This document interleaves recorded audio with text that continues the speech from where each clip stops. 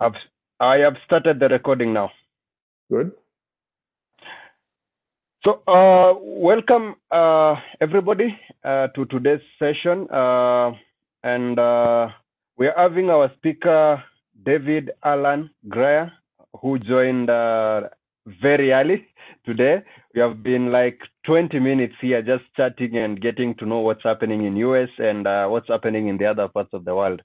And I won't say much because I see that we have very few people here. And maybe, David, you can take the honors to just tell us like 10 minutes just to talk about a little bit about yourself so that we can go into the presentation. Yeah. Okay. Well, thank you very much. I'm so pleased to be here, so pleased to be asked to talk. Um, I am a former president of the IEEE Computer Society. We were talking about that earlier. President in 2013. And in the Computer Society and the IEEE, I have largely made my contribution through publications. I have been the editor-in-chief of Computer. I have written for Computer forever, it seems, for 15 years. I am on the press committee for the IEEE, and that's the part of the world that I feel very comfortable and I have contributed a lot. I'm currently an independent consultant in Washington, D.C., because it gives me the flexibility and freedom to work on the problems I want to work on and turn down the ones I don't want to. I spent an extended time at George Washington University in their computer science department, but largely as an administrator and as a sort of a freelance professor who could be interested in what I wanted to be interested. Before all that, I was an employee of a large computer firm, Burroughs, which was located in Detroit. The company doesn't really exist anymore. It sort of does in a little bit of a way. But my father had worked for them before I did, and it gave me the foundation of my computer science education when I was a small child. So that's my backstory. Today, I've been asked to talk about crowdsourcing human computers and the gig economy. This subject is one that's become interesting to me, and I've written a fairly substantial book, well, 2 books on it. Because first off, starting to think about the problem of what did computers replace? What did our technology take the place of? We just didn't move in these machines and say, oh, great, we now have a machine that allows us to play solitaire online, and we don't have to have cards to do it for us. There was work that was done beforehand, and that these machines took over that work. And the people who did that work were clerks, were people called human computers. And as I explored their story, I began to realize that they were part of a larger story about how technology and work interact, and how at all levels, at fairly low level and simple work to very high level and complex work, computing and computer communications has changed the way we work, and that it's very useful to think about that, and in particular, to think about that as we look to where technology, because most of you who are involved are looking ahead to your careers, and some of you I know are already in leadership positions. Some of you will be in leadership positions soon enough, and you will want to know where the field is going, and this gives us some direction. So with that, may we begin? And there we go. Let's start with just the idea of crowdsourcing. It's now a very common term. It's used by people inside and outside the industry. The term itself is about 2008. It was a journalist who identified a number of activities that looked similar.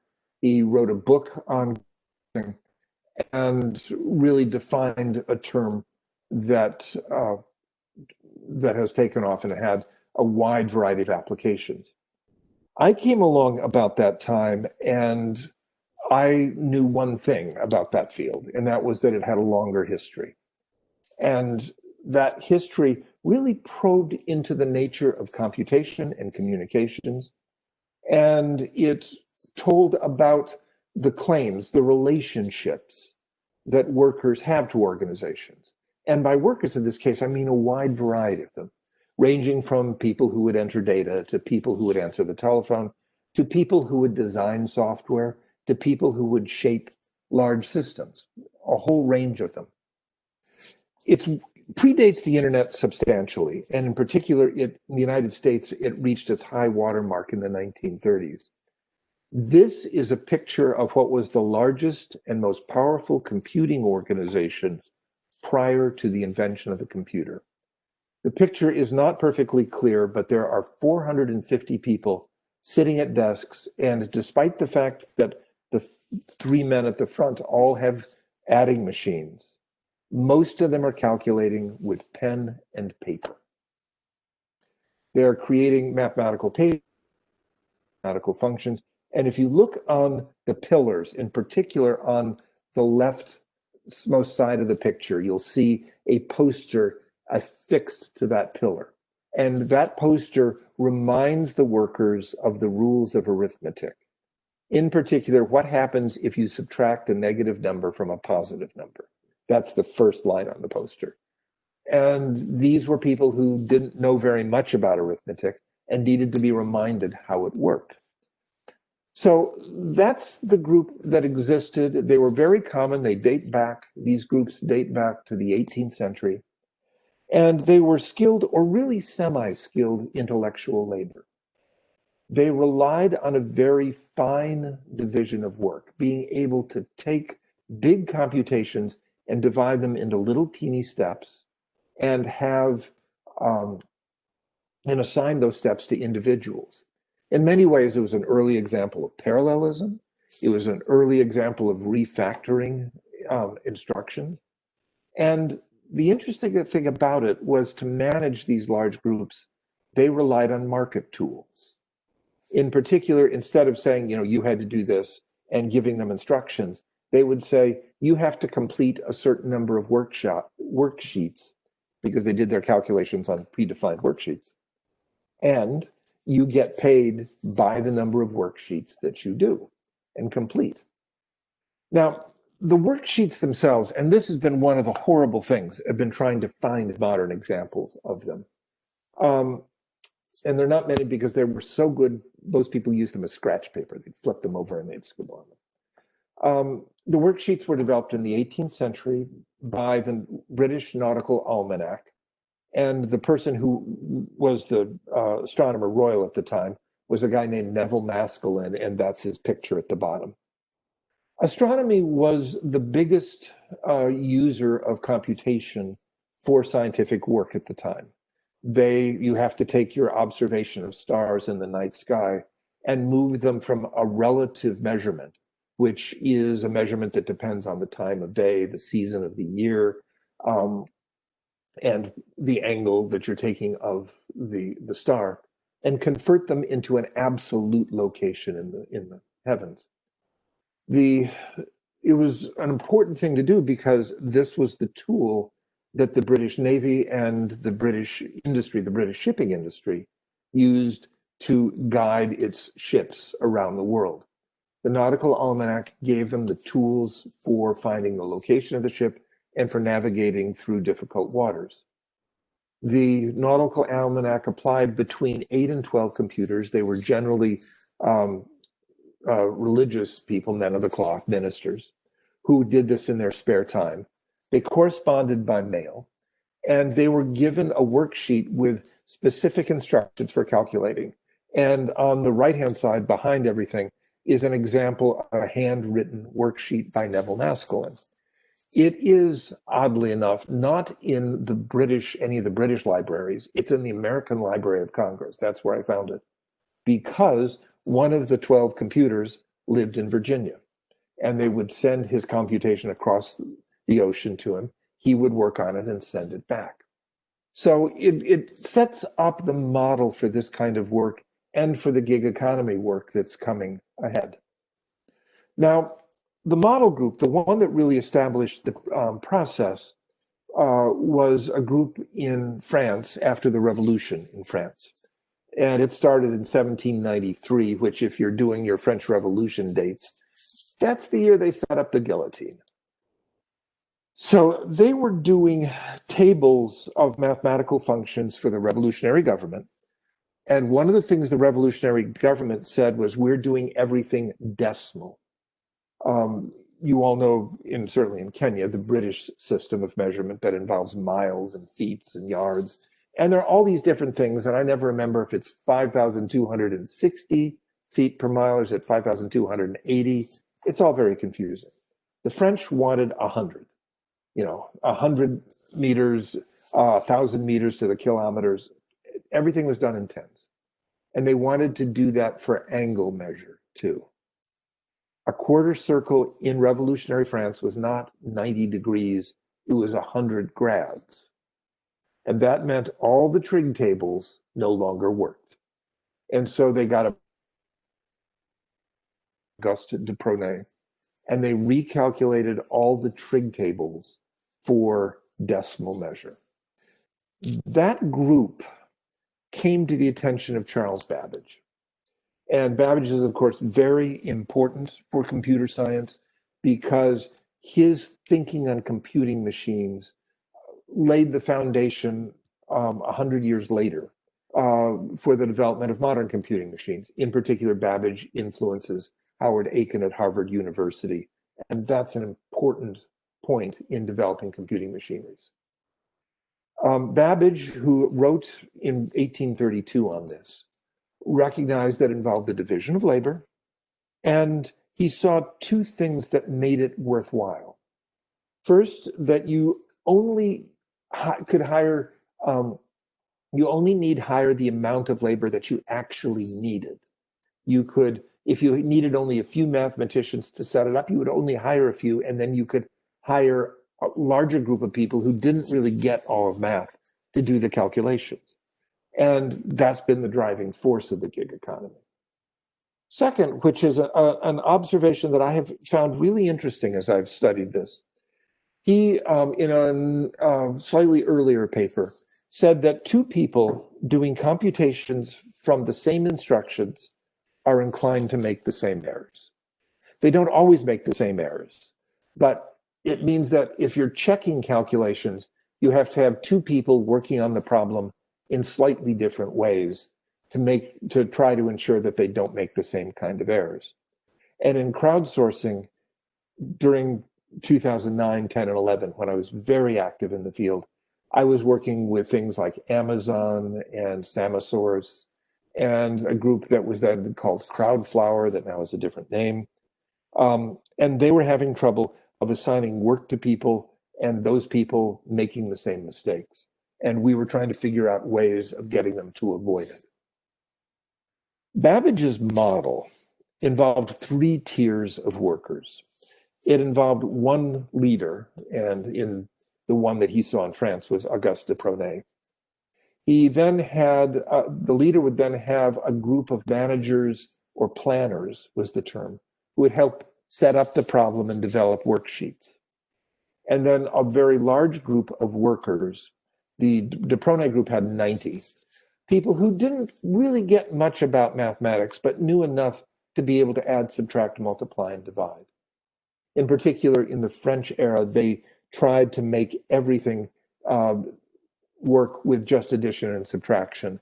And they ended up having a very small group of people who were capable of doing division. Multiplication is obviously very, very easy to get that and turn that into a form of addition. Division, that's tough, and you generally need a little bit of it in calculation. So that's the structure he used, and that structure has been constant ever since. Babbage's model also had this market management activity. This idea that there would be a market, that workers would be paid by the task, there would be no permanent position, and most importantly for the workers and for the future of gig work, there'd be no permanent claim on the company. And in fact, this has become the fight of gig workers ever since then. It has, in the last 15 months, been the central one with Uber and the Uber company in California. They argue that the drivers have no permanent claim on the company because they're not employees. They have lost that fight to some extent. And the question in any company boils down to that. What kind of long-term relationship do the workers have? Well, at the Math Tables project, it was not very much. Their market, if you look inside that red box, you'll see the market that they set up. Workers would go there, take as many worksheets as they wanted. They would sit down and start working, and you can see up close these people working away. You see their ink pots, you see their pens, you see them all hunched over, calculating away. And it was a very simple model.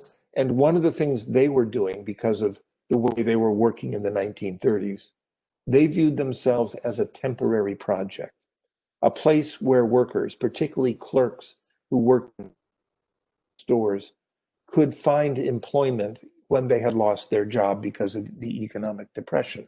And so they did not encourage people to stay for a long time, and they did not want to, because they wanted this to be a temporary thing that would give them enough money to put food on their table, in many ways, like certain things in COVID right now, but not to stay. And so the whole organization was designed to make sure that they did not acquire critical knowledge. Now, the connection between this and scientific research is interesting, because by the mid-19th century, people were starting to hire computing groups and assemble computing groups for scientific work. And it required scientists to make an uncomfortable judgment. They had to recognize that scientific research is a form of labor, and they really did not want to do that. They wanted to think of science as something outside of work, something that was pure and beautiful.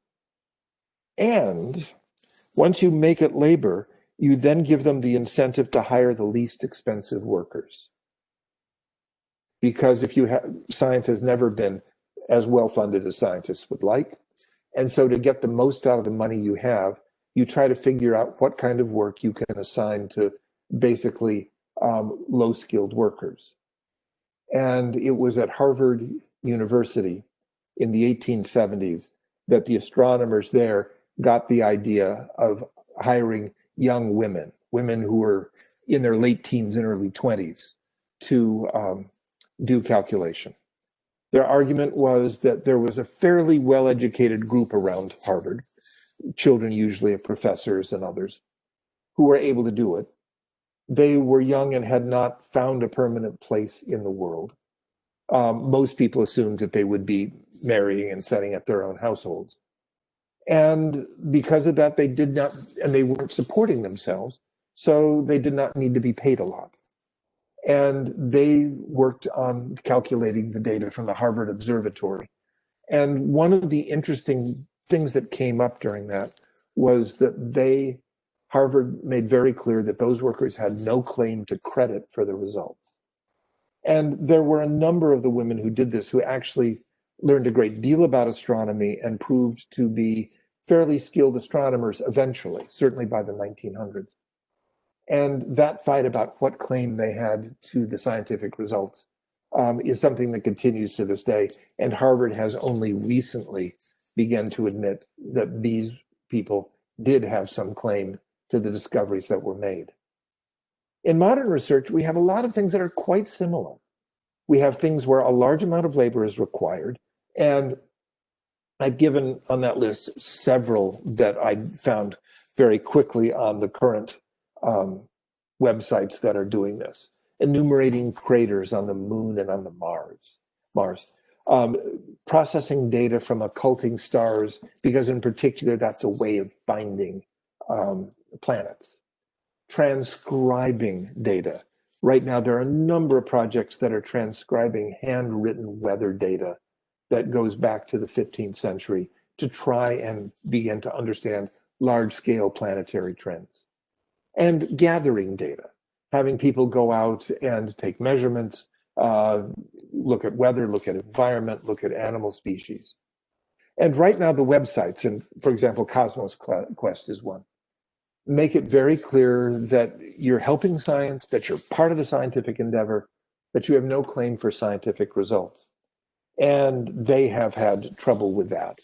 There was one 3 years ago where a couple of workers figured out that they were dealing with occulting stars and were able to identify planets because of they had gained skills in doing this work. And they wrote up a quick little note saying, we have found new planets here, and got it published, and the website got in a fight over them of whether they had the right to do that. Since there's not a lot of money and it's mostly fame and reputation, it's kind of hard to enforce that. But it's an interesting problem that will be with crowdsourcing for scientific research for the foreseeable future. And that points to what the division of labor is really doing. There's that line.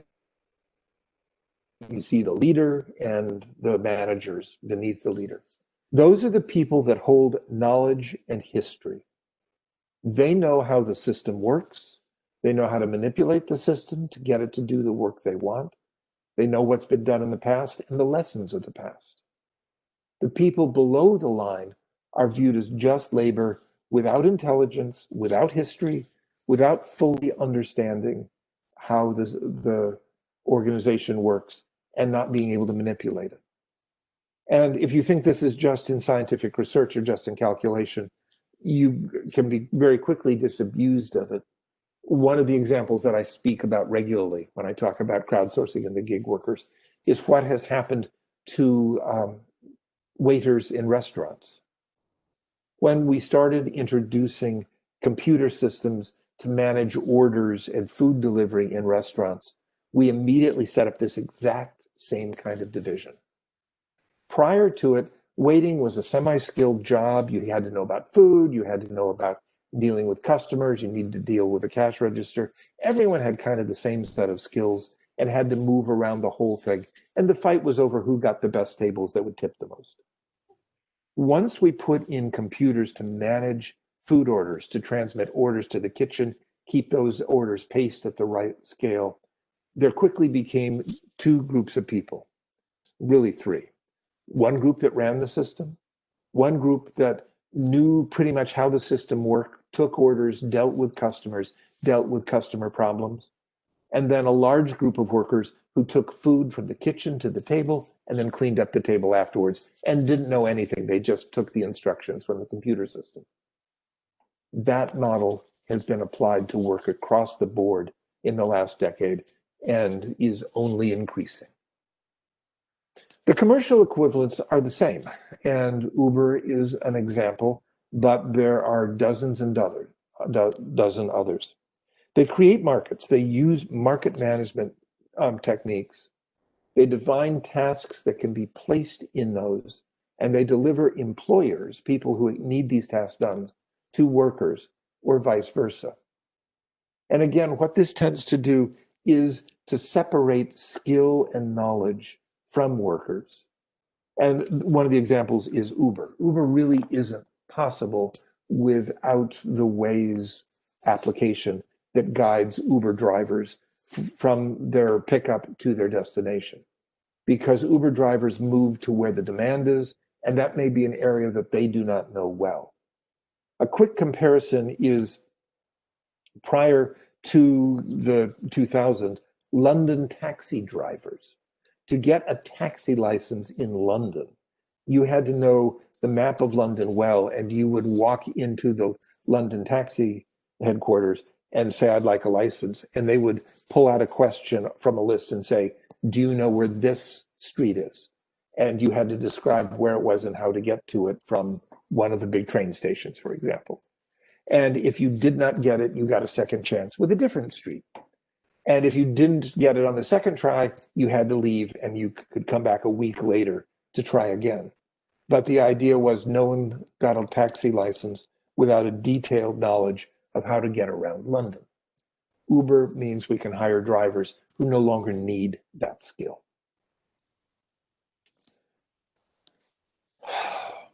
Social computing, which has also started to grow around 2008 in a large scale, Social computing has required several things. It's required platforms like Facebook, it required Twitter, but it also really required the smartphone. And smartphones did not enter the market in large numbers prior to 2008. Before that, you have the TiO, you have the Palm Pilots, but those were used by a fairly elite group, although that elite group are largely people like us who loved computers. It was a process of combining people and machines, and again, the markets. And it's a dynamic system that has really expanded our view of computing and forced us into this idea of cyber-physical systems. And I like to argue it's cyber-physical human systems. The turning point in its history is the Red Balloon Contest of 2010. It was done in America by the DARPA, Defense Advanced Research Projects Agency, which is a group that does high risk, high reward research for the Defense Department. It took 10 red weather balloons, and you can see over on the right a picture of the weather balloon. And it located them in 10 places that it did not advertise. One was in the courtyard of City Hall of San Francisco, but the other 10 were scattered across the United States. And it offered a reward of $10,000 to the person who would find 10. So they got those sites, they released the weather balloons on one morning and said, first person who finds 10, all 10, gets $40,000. It turns out to be a problem in game theory. And if you look on this slide, you can see the map of where they were. There was one in Washington State in the upper Northwest. There was one near Washington, D.C., in Virginia and Charlottesville on the far right-hand side. The balloons, they took 6 hours to find it. The team came from MIT. And what they did is they came up with a way to recruit people to do the work. There were 10 balloons, so that meant they had $4,000 per balloon found. And what they said is that if you found the balloon, they would give $2,000 to the finder, $1,000 to the person who identified you as the finder. And if you went through several chains, if there was someone who identified the person who identified the person who found the balloon, that person would get 500, and it would go down depending on how long it went. Conceivably, you could be getting just a few pennies if you found a long chain of persons that led to the balloon. But it's a game theory solution. You can prove very easily that that's the optimal solution for finding it, for minimizing time. And that was the process that they used. DARPA repeated this thing in what was called the Tag Challenge 2 years later. They took 5 fugitives, 5 people, put them in pink t-shirts, and there is the young woman below wearing her pink fugitive t-shirt. And they put them in 5 cities: London, New York, Stockholm, Bratislava, and Washington, D.C. And they did the same thing. We're running a contest. Instead of having $40,000, they had $5,000, but it still worked. And they said, find it. Build an organization, motivate workers to find it. Now, it was harder because the fugitives could move. They were hired graduate students who were told that between the hours of 8 a.m. and 6 p.m., they were in public without being defined what public meant. And could you build an organization to do it? The same algorithm works. The MIT team was the one that won it. And I signed up for the MIT team as one of the initial finders, mostly because I wanted to be on their Twitter stream and see what was happening. It was research for me. I knew the leaders. The DC suspect had not been found at 7 at night. It went through 10 o'clock. And the question was how to find them. And I've been following the Twitter feed since I live here. And, you know, people were in all the public places. They were down in the monuments. They were in the museums. And I started figuring, that's not how that's going to work. This is not a real fugitive. This is someone who has to be in public. Where would they go? And the answer, especially also knowing that it was a woman graduate student. And my thought is two places, shopping and coffee shops. And I live near a group of very well-trafficked coffee shops. And I said, let's see if we can find her there. And there's my picture of her. I found her shortly after 7 o'clock and took the picture and somehow did not get my money. That has been a sore point ever since. But it showed me sort of how that there was a little more thinking going on than just a brute force for looking at where people might be, that there was thought and intelligence that needed to be implied. And that led me to thinking about what we were doing to computer science. Where is the radical change in this process? And in particular, I often show this picture and ask people to identify it. And I have great fun with audiences because this is just so enjoyable to do. You put up this picture and you say, what is this building and where is it? And no one gets it. And it's an incredibly important building in computer science because this is John von Neumann's laboratory.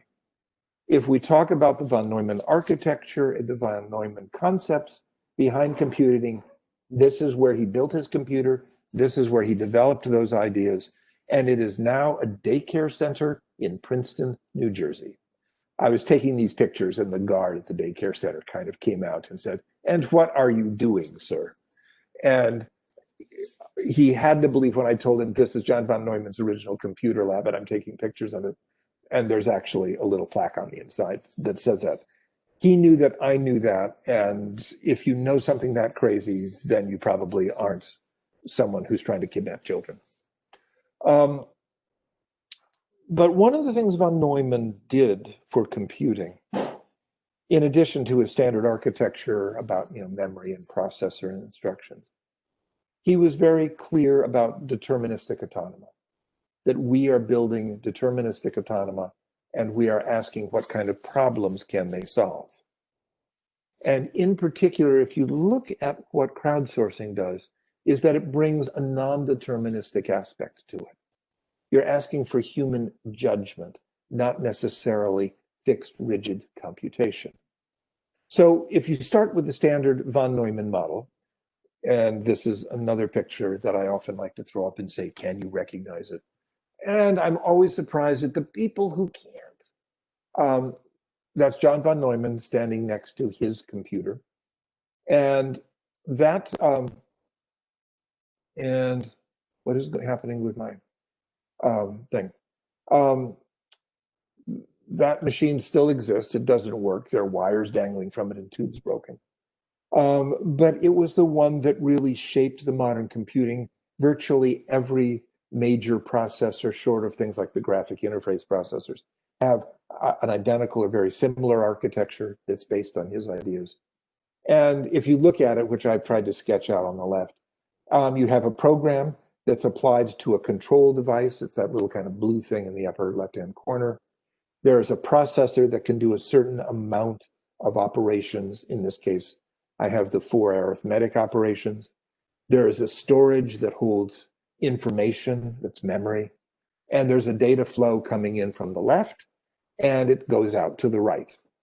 That's the von Neumann model, deterministic computing.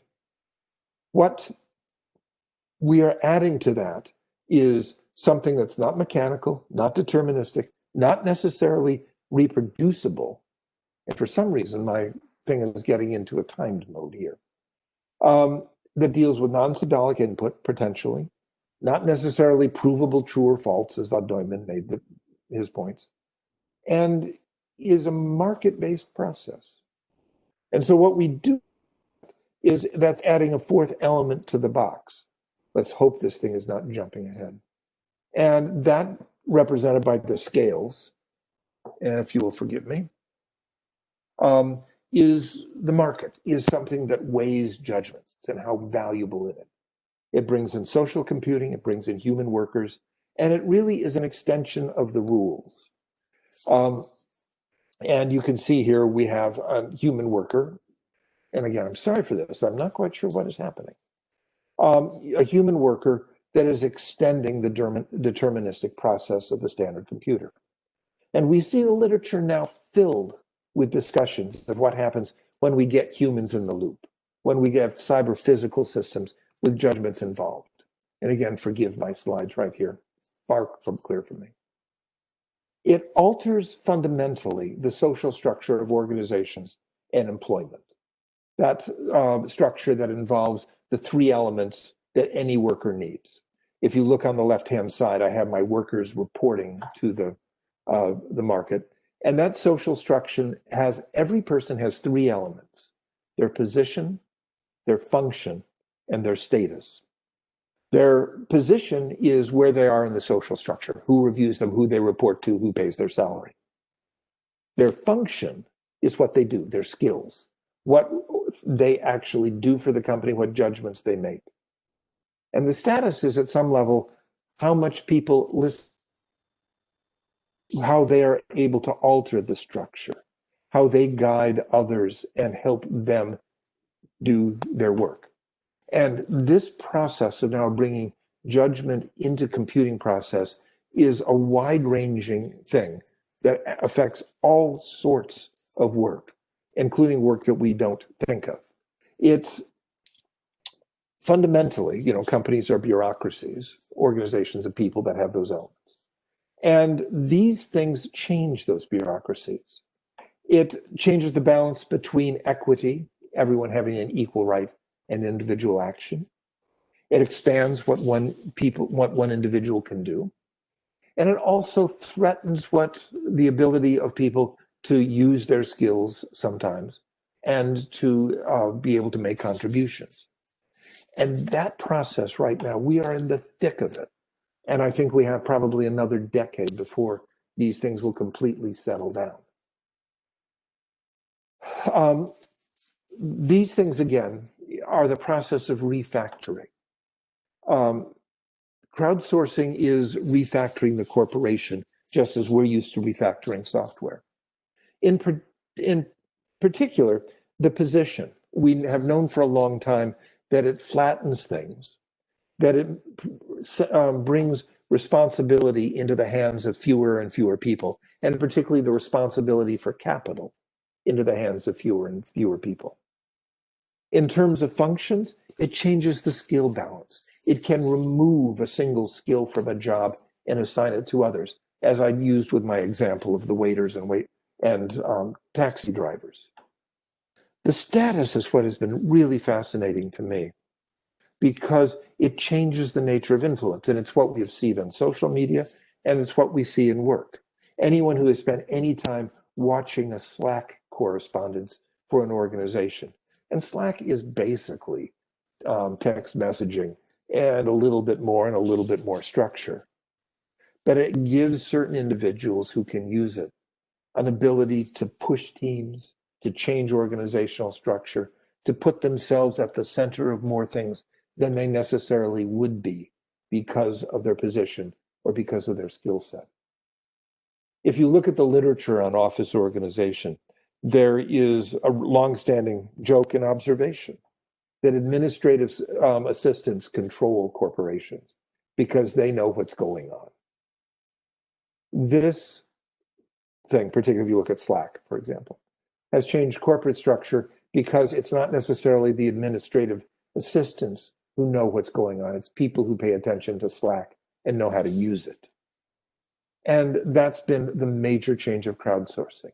People who know how to use the system are the ones that see an increase in their status and their increase in their ability to change things. So as we see this, we have seen all sorts of things change.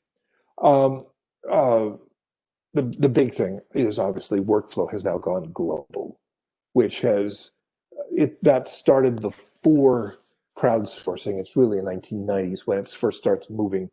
For example, American work moves to India, into certain parts of Eastern Europe. It takes common tasks and be able to do it at different locations with different materials. But it also brings them in the way. And the company that I've done a fair bit of work for, not recently, but I did when they were starting up, was Samasource, which I know has a very strong presence in Kenya. And in particular, the work that they do in terms of cleaning data, tagging data, identifying data, is something that is now become a major part of the global workflow and is going not only to there, but to South Asia, to Southeast Asia, to Eastern Europe. And how that is done and how that's managed and how that's done in a way that balances the equity of the individual worker, of local workstations and workplaces with the entire system is a big, big question. And as I said, I think it's going to take at least a decade before that is thoroughly understood and thoroughly managed properly. So this is where we are. Before I go much further, I'd like to spend just a brief moment on the woman in the lower right-hand corner. That's Gertrude Blanche.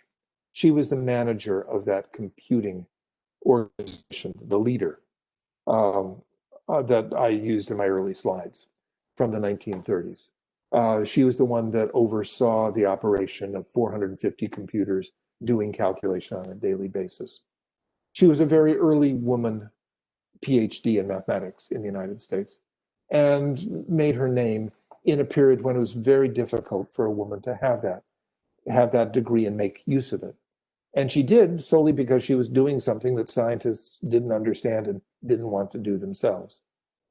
But because of the work that she did and others, we understand the basic model of crowdsourcing of gig economy and doing common tasks on different materials at different places pretty well.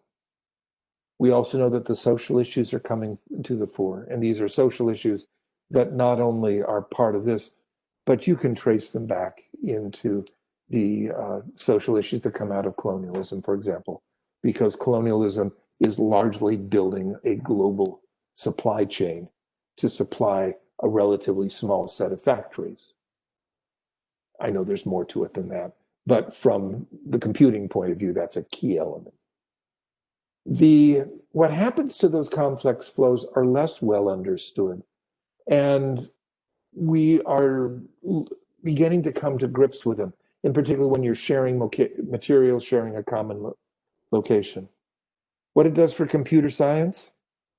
Game theory. The modeling is closer to game theory and probabilistic modeling than much of the common methodology that we see. In fact, this is sort of the lesson that I have gathered from my time in computer society leadership, that the future of computer science is going to involve a lot more game theory, a lot more data, a lot more stochastic modeling, a lot more of understanding what numbers tell you. And that while we are pretty confident that we know what we're doing now, there are a lot of issues that we really have not, we have gotten them right in some ways because we've been lucky. And we will have to do a lot of work to make sure that we continue to get them right. So that's what I see the future is. And that is also the end of my slideshow. And if there is some questions that I can take now, I'm glad to do it. I'm also glad to take questions at a later time. If you are viewing this talk over YouTube and want to send me an email, you are certainly glad to do that. I am on all the major social sites, and you can get me there, or you can get me at Grier@computer.org. So with that, may I turn over to our host and say, what need I do next? Are there questions? Very, very much interesting session. I think I never thought gig economy could really bring such kind of insight, because from my computer classes, actually my 5th year, we did some algorithms kind of stuff, and most of these things kept on coming and going, and coming from an electrical engineering class, most of the engineers couldn't actually figure out why are we doing all these things, especially on the algorithms and trying to figure out these kind of maths that maybe have so much huge effect into why we do things the way we do. And I think from this discussion, it has really come clearly, especially on probabilistic and deterministic kind of algorithms, why they are really important. And I've really learned quite a lot personally, and I'm hoping the whole entire team here have gotten something, especially on the gig economy that I think all of us know that, especially from Kenya here, we have quite a lot of youths who are really doing that. Yes, you do. I'm very aware of that. Yeah. I'll push it back to our participants. If maybe you have a question, I can see our publicity lead has joined us. Chaltu, are you there? Hello. Hi, Chaltu. You can say hi and maybe ask a question. Yeah, we can hear you. Yeah. Hi, everyone. Hi, David. Hello. Apologies, I joined in a bit later, but oh my God, this was really amazing session. Just getting to understand the aspect of how the whole gig economy affects the structure of an organization. I mean, it's really interesting. So my apologies for coming in late. I got a bit stuck somewhere, but I'm happy at least I got the last part. And it's really lovely seeing you in person also. Well, thank you. And of course, apparently this is on YouTube, so you can get the early slides too.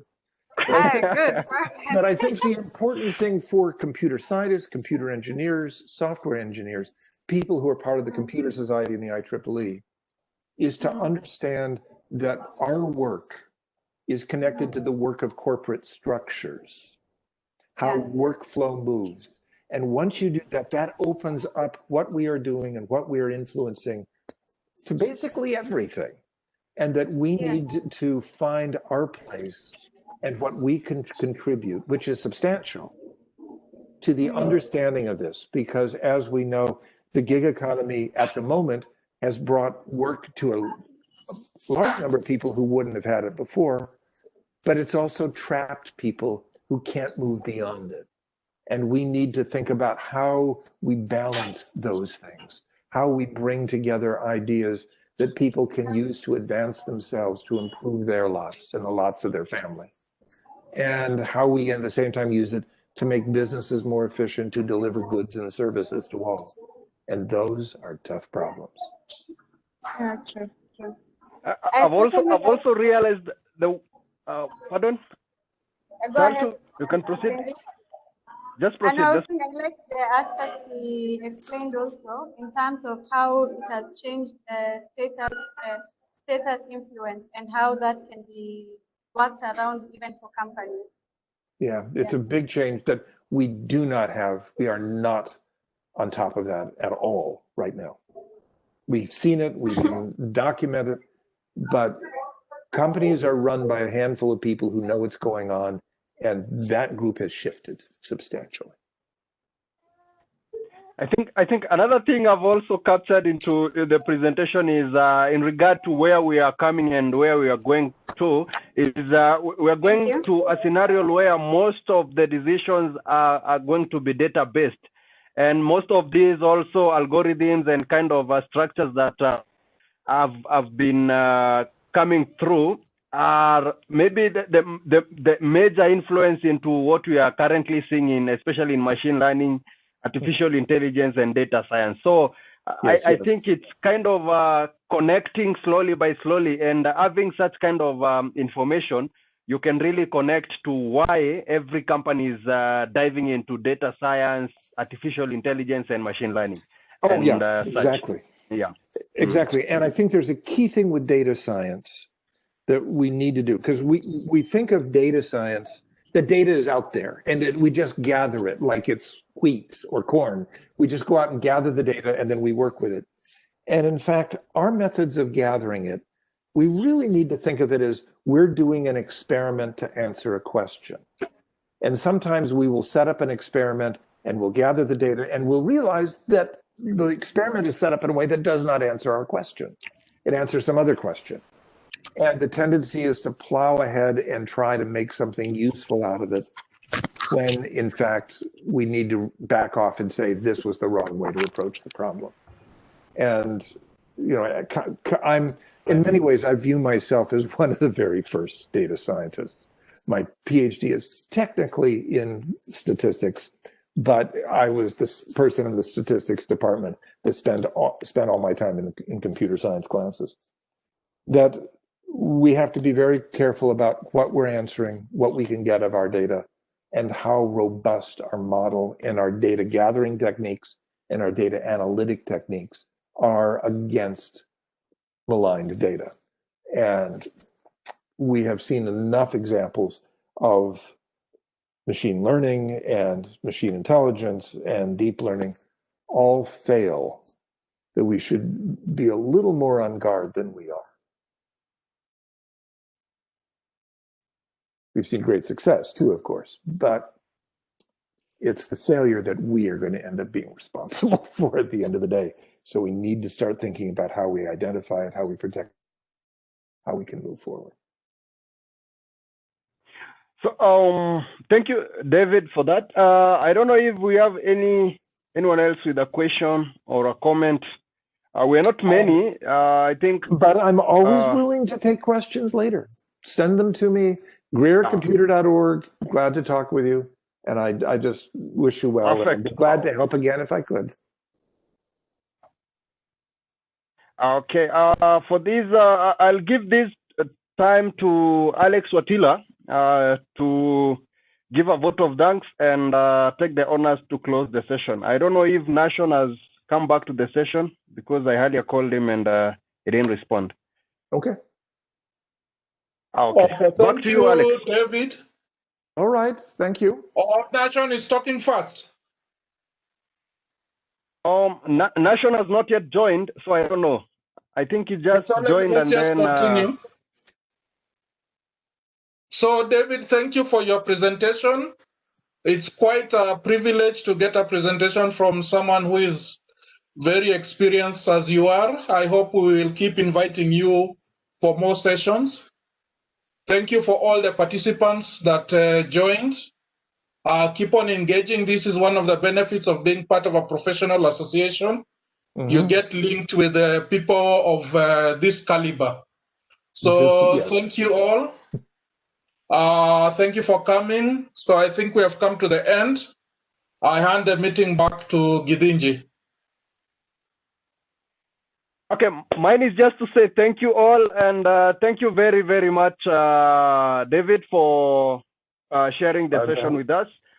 We hope to engage later in other interesting topics that you do facilitate as a distinguished lecturer. Thank you very much, and bye-bye, everyone. Bye.